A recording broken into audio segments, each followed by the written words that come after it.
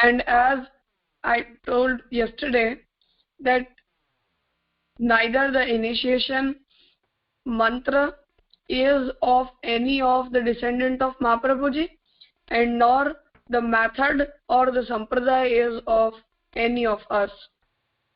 Everything belongs to Thakurji and everything belongs to Mahaprabhuji himself. So for example, being a descendant, if any of the descendant of Sri Mahaprabhuji is initiating anyone, he is initiating the disciple on the name of Sri Mahaprabhuji and on the name of Pushti Bhakti Sampradaya, which is propagated by Mahaprabhuji and not by any of us. Are you getting me? So that's what recognition means is. And now, even after being recognized as a Pushtimargiya Vaishnava, if you are not able to follow the path which was propagated by Mahaprabhuji and you are doing something else, then what does it mean? Why are you into this path? That was the main point which I tried to concentrate upon. So being a descendant, that person is also a sinner, and if you are following that person and if you are not following Sri Mahaprabhuji, then same way you are also mistaken.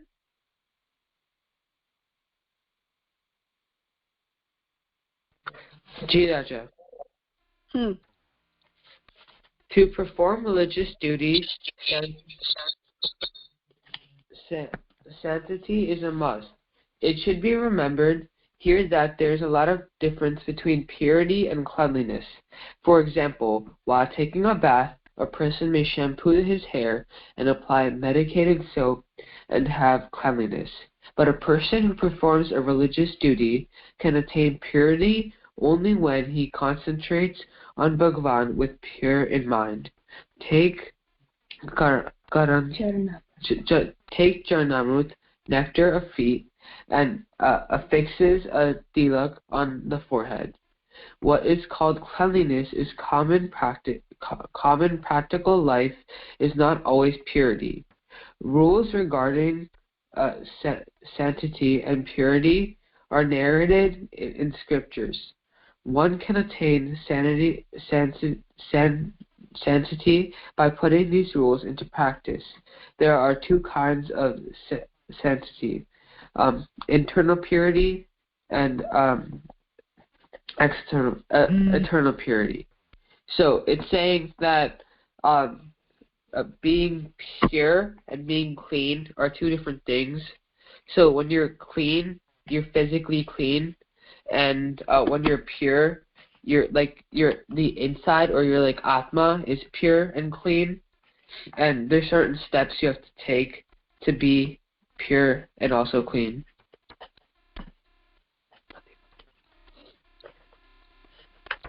When we start any of the auspicious work, we have to be qualified for the same, and qualifications are of many varieties. As for example, if when we are going to the school, then we have to wear the uniform, we have to reach to the school on time, and so these are the characteristics which we need. Means by wearing a uniform, you must be identified as a student of that particular school. So same way as we can study without wearing uniform also. For example, if a student argues that I am coming to the school for studying, school is here for teaching me, then what is the need of wearing clothes? I can learn anything wearing any of the clothes. For example, if I am going there in the night dress also, still I can learn the same thing. What's the use of uniform? Same way, the thing is that still if you want to be recognized as a student of the school, if each and every student of the school, the school wants everyone on the same and equal level, then it is necessary that everyone has to be the same and everyone must be recognized the same way. So these are some external characteristics which are needed for being a student of the school, for being into the school. Same way, there are some internal qualities which are needed. Means you must not be mischievous, you are here for studying, you must concentrate upon what is being taught in the school, you must be disciplined in front of your teachers, and must behave nicely with the other students who are studying in the school. So these are some internal qualities which are needed. Just by wearing a uniform, you are coming to the school, but if you are not concentrating upon studying, then wearing uniform is of no use, and even being recognized as a student of the school is of no use. So same way, pavitrata or sanctity. The thing is that for any religious duty, sanctity is must. And we must keep in our mind that there is a lot of difference between purity and cleanliness. As the example is given here, that while taking a bath, if I am using shampoo for my hair and applying medicated soap, then I am clean. But a person who performs a religious duty, he can be pure only if he concentrates upon Bhagavan with purity of his mind, and he takes charanamrit, the nectar of feet, and he applies tilak on his forehead. Means just by using all the good things for bathing, and if you are cleaning your body, but while that period, if you don't have the feeling that I want to perform seva, I want to be pure for performing seva, and I want to be qualified for being a sevak of Sri Thakurji, then we need some other qualification and other characteristics also. So the two types of purity are explained here. Internal purity can be obtained by hearing, remembering and singing the name, Leela and Gun of Bhagavan, and by observing fast, by patience and repentance, and by auspicious resolve. Means how can I be identified, or how can I be qualified for being a sevak of Sri Thakurji? As all of us know that Krishna is the Parabrahma, he is the one whom each and everyone wants, and as if you would go through the stories from Bhagavat, then we can understand that people are just trying a lot for achieving Krishna.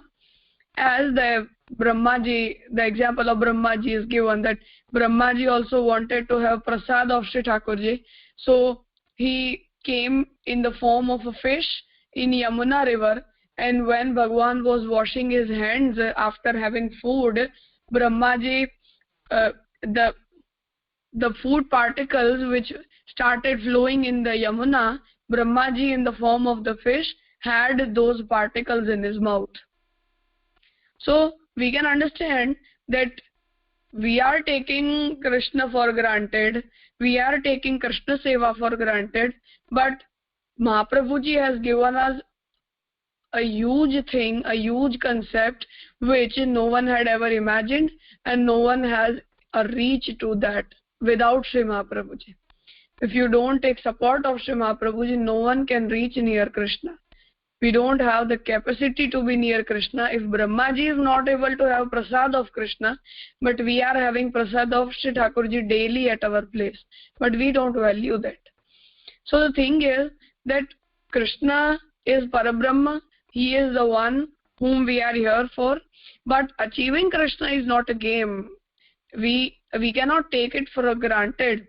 So we need to develop our qualities, we need to develop our characters, we need to develop the qualification for being a sevak of Sri Krishna, and therefore to the best of our capacity we must try to be internally and externally pure.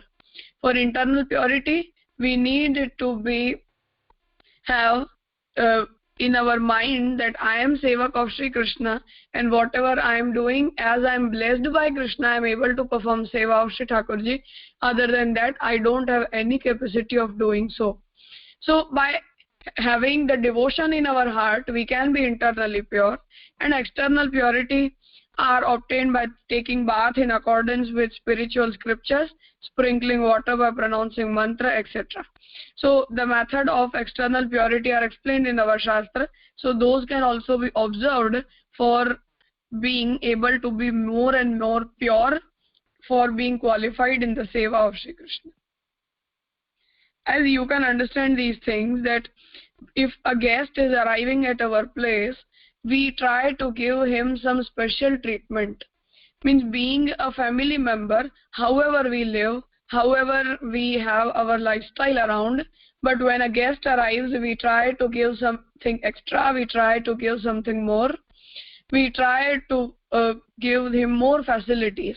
So we try to change according to the requirements of the guest. Means we try to change our schedule, we try to change our behavior also. So these are the small changes which we make when any of the guest is arriving at our place. So same way for Krishna also we have to change many things. We have to be qualified for that, and we must feel ourselves blessed for being able to have Krishna at our place.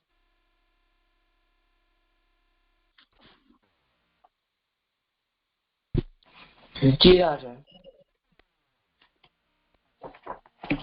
Should I continue reading? Any question?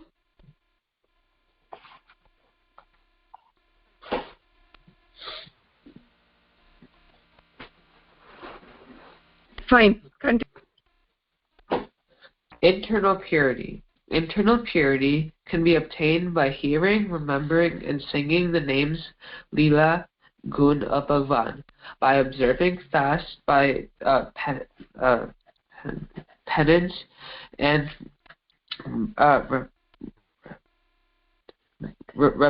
repentance, and by auspicious resolve. 2. External purity. It can be obtained by taking both in bath in accordance with scriptural procedure, sprinkling water by pronouncing mantras, etc.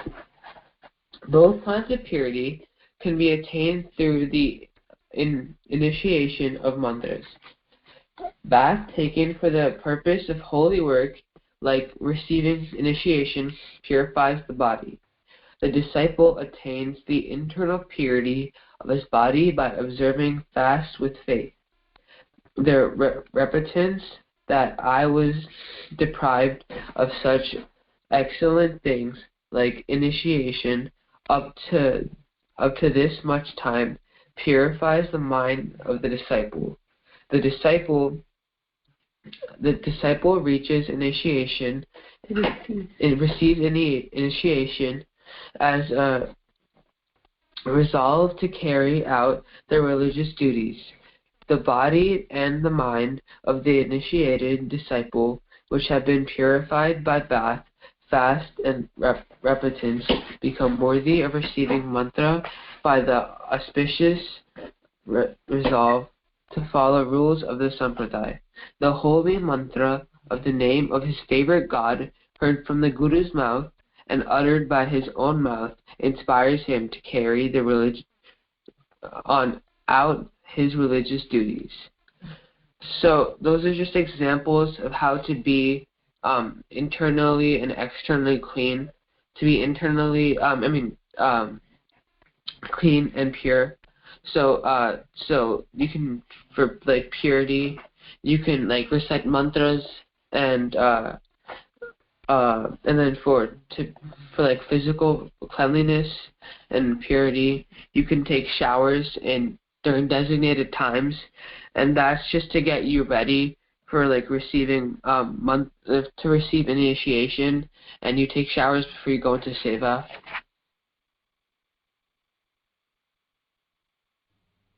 The thing is, external and internal, both the type of purity is equally important. We cannot concentrate more upon the external ones by ignoring the internal things, and concentrate upon internal thing and ignoring the external ones. Both of them are equally important. Internally, we can be pure by taking the name of Krishna and by having devotion in our heart. That's the only method of attaining internal purity, the purity of our soul. External purity can be attained by taking bath, which purifies our body, by attaining initiation, by which we are qualified for performing seva of Shri Thakurji. The repentance in our heart that I was deprived of this external thing, means initiation of Krishna, of Shri Mahaprabhuji, since these many years, and I have wasted my life. So we must have that feeling in our heart that why were we not able to have this before.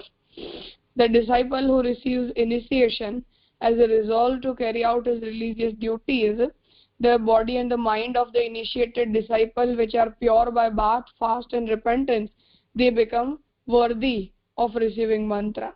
Means if you have the feeling in your heart that I want to get initiated into the sampradaya for Krishna, I want to be a disciple of Sri Mahaprabhuji, strongly I want to be in this sampradaya, I want to follow everything to the best of my capacity, then this is what which makes you internally qualified for being a Pushtimargiya Vaishnava. Just by wearing a kanthi in our neck, we cannot be a Vaishnava till the date you don't understand the importance and excellency of that mantra diksha which you have received. If you are understanding the importance, if you are able to feel the importance, if you are able to feel yourself blessed for being initiated by Sri Mahaprabhuji, then it means that you are qualified for getting initiated.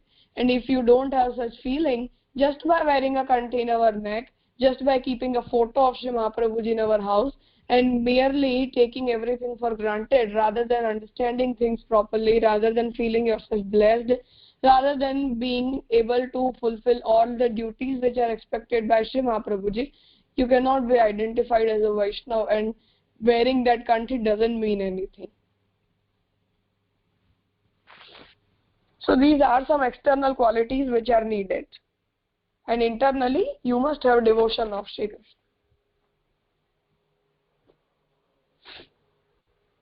I hope it must be clear. Any question?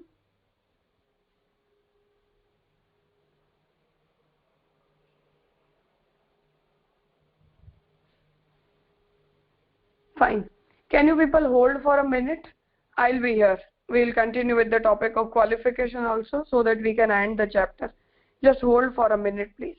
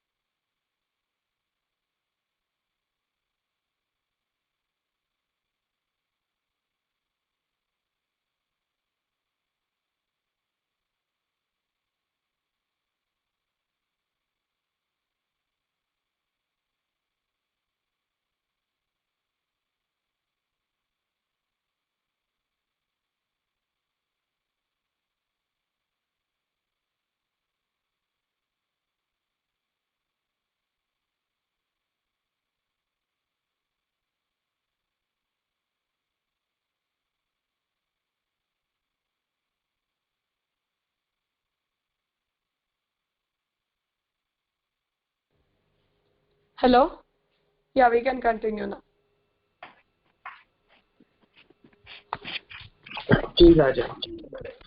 Yeah, sorry, just a minute. It is the thing which the above subject wanted to explain was that without internal qualities, the external qualities are of no use. Means I am wearing a kanthi, but if I don't have devotion in my heart, then your initiation is worthless. And by having just internal qualities, and if we are lacking the external qualities, then you can not be recognized. Means that's true that Bhagavan recognizes our devotion. No type of recognition is needed if you have devotion in your heart, and Bhagavan has to accept that devotion. He doesn't need any recognition. But we have Mahaprabhuji as our helping hand. That's what we must keep in our mind always is. Means if I am making any mistake, then I have Sri Mahaprabhuji as my Guru. And as in the story of Damodar Das Arsan, if you would have went through, when Mahaprabhuji attained the Brahmsod mantra from Bhagavan himself, at that time Bhagavan promised Sri Mahaprabhuji that whomever you will initiated with this mantra, I will never leave his hand. So in the case of Ramanand Pandit, when Mahaprabhuji was angry with him and he left him, still Bhagavan kept his promise. So the thing is that Mahaprabhuji is our helping hand, even if sometimes being a jeev, we can commit lots of mistakes, and each and every day we commit many and many mistakes. But if you have Sri Mahaprabhuji as your helping hand, we don't need to worry. Mahaprabhuji will protect us. Means only if you have devotion in your heart, if you are pure, if you are right, and if you are not doing any hypocrisy, if you are not cheating anyone, then Mahaprabhuji will protect you. The second thing of having Sri Mahaprabhuji is that we have a ready-made path. We cannot know what Bhagavan likes, what Bhagavan doesn't like, how to be progressive in the path of devotion. We never know anything. But because of Sri Mahaprabhuji, we got everything. Mahaprabhuji has explained us that, yeah, this is, in these steps you have to follow this, you will reach here. After this is the juncture which you have to go through. So these are the things which have been cleared by Sri Mahaprabhuji, as he has propagated the whole Pushti Bhakti Sampradaya methodically. So we have Mahaprabhuji as our helping hand. So being externally recognized as a disciple of Sri Mahaprabhuji, that's also an important part. So internal and external, both the purities and both the qualifications are needed.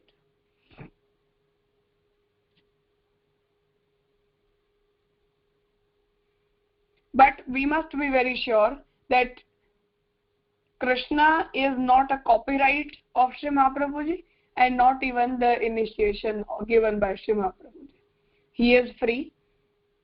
As in the case of Mirabai, Tulsidas ji, Narsi Mehta, and many other devotees in the world, Bhagavan, they achieved Bhagavan, they were near Bhagavan, and even Bhagavan accepted their devotion in spite of not being disciple of Sri Mahaprabhuji. But having Mahaprabhuji is a blessing. They would have faced many things in their life. They would have the intensity of devotion in their heart, which we are lacking. We don't have that intensity. Mirabai was able to leave the house for the sake of Krishna. Are we able to do so? We can't do so. We can't concentrate upon Bhagavan so much. We are not able to have that intensified devotion in our heart. So by having Mahaprabhuji as our helping hand, things get easy for us. And if you are going independently, then things get very hard for us. And possibly we can be distracted from the path also. But if you are having a single pointed direction towards what Mahaprabhuji is explaining, then we can never be distracted.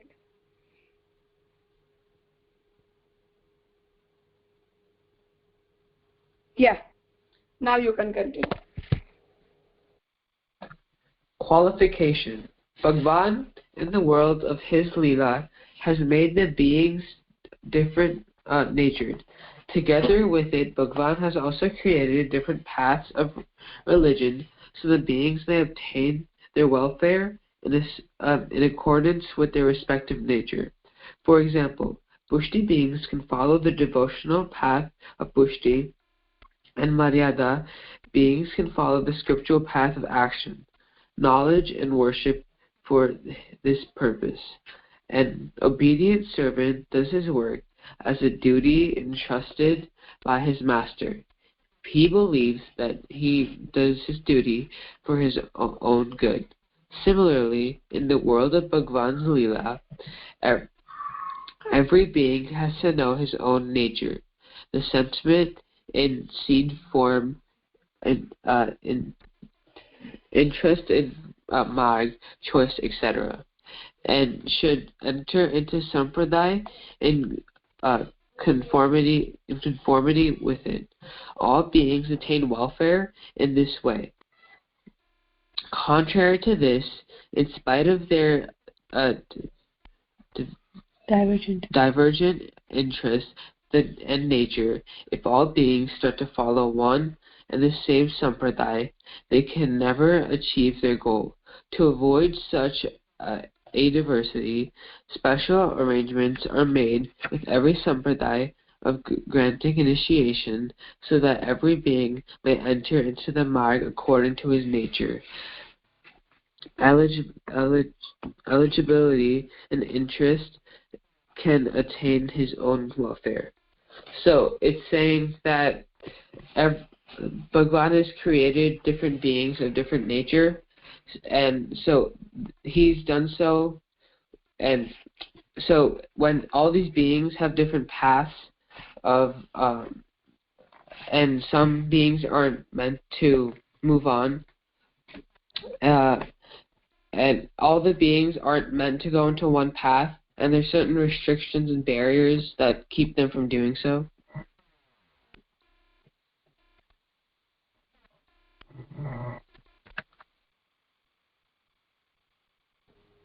See, qualification means that if you are eligible for being initiated into the sampradaya or not. Bhagavan has made this jagat, the world, for his leela, and therefore he has made all the beings with different nature. As in a movie, all the characters cannot be hero and all the characters cannot be villain. We need diversity.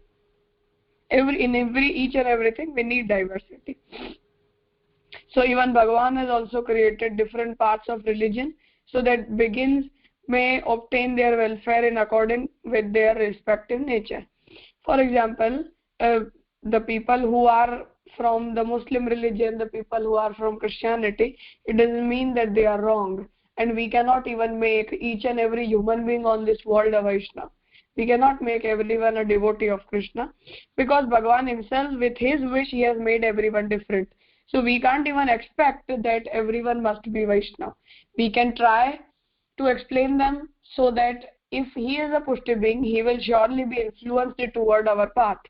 But if he is not a Pushti being, then you cannot forcefully make him a Pushti being. You cannot make him a disciple of Shri Mahaprabhuji.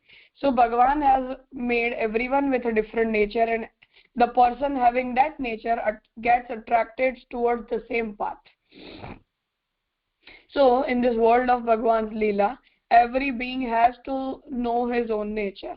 Means, as explained here, that for here we are not considering the other religions, but we are considering the three types of beings: Pushti, Maryada, and Pravaha. The Pushti beings who are made for devotion towards Krishna, the Maryada beings who are made for following the Ved and the orders given by the scriptures, and the Pravahi beings who are made for living in this world till the destruction. Means they would just be interested in the worldly matters and they will just go on having birth and death all the time as a circle. So these are the three varieties of Jiva Bhagavan has made. So being a Pushti Jiva, you are eligible for being a disciple of this Sampradaya, and being a Maryada and Pravahi Jiva, you have to follow your respective paths. So for a disciple himself, it is very important to trace out his subject of interest And same way for the guru also, it is very important to check the eligibility of the being on the basis of his interests. Means I cannot get initiated if I am having interest in Maryada or Pravaha Marg, and same way a guru must not even initiate such person. So even guru must test the curiosity of the disciple, and the disciple also must be responsible for checking his interests.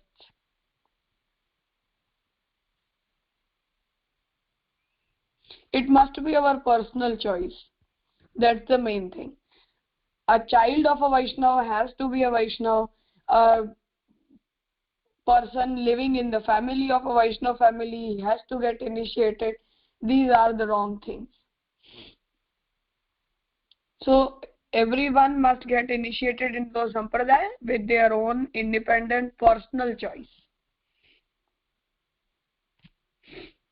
Yeah, continue.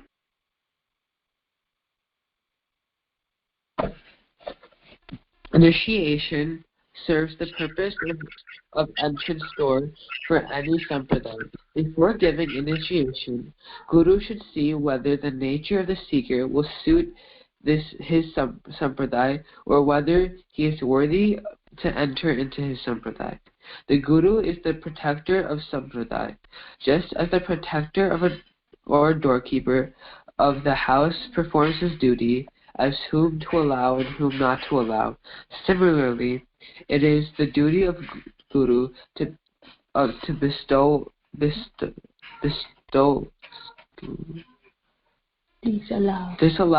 all unworthy person to enter into his sampradaya, and to allow only a worthy person to enter into it. Just as a doorkeeper inquires about the name, place, work, etc. of the visitor and allows him to enter the house after having permission from his master, Guru also tests the eligibility of the seeker. He grants initiation only to those whom he finds fit for prescribed standard of eligibility. Initiation gives to an unworthy person proves harmful to the path. The preceptor and the other disciples. Thus, we have discussed 3 matters: definition of initiation, 6 aspects of the bestowal of initiation, and why the method of initiation is adopted by sampradayas. Next to this, the topic of initiation with special reference to Pushti Sampradaya will be discussed. So, that was just saying that the Guru is like the guardian or protector of the path, and that they are that their job is to only initiate the right people with the right aspects, and it's their fault if people that aren't fit go into the mark, which can damage the mark. Yeah, so the main thing is the problem with the gurus for now is that everyone is very much interested in gathering the disciples. Means I must have 1,000 and 2,000 people as a Vaishnava, or we will be giving Brahmasavan to 250 and 300 people at the same time. So these are the problems with the gurus nowadays. The problem is that if you are initiating 300 people all together, do you know the name, at least the name of those 300 people? Do you recognize them? Can you explain them their duties after you initiate them? Can you take care of those 300 people? So the thing is that gurus are not able to understand these things. Duty of a guru is like a parent, as mother and father have the duty of protecting their child if they are giving birth to the child.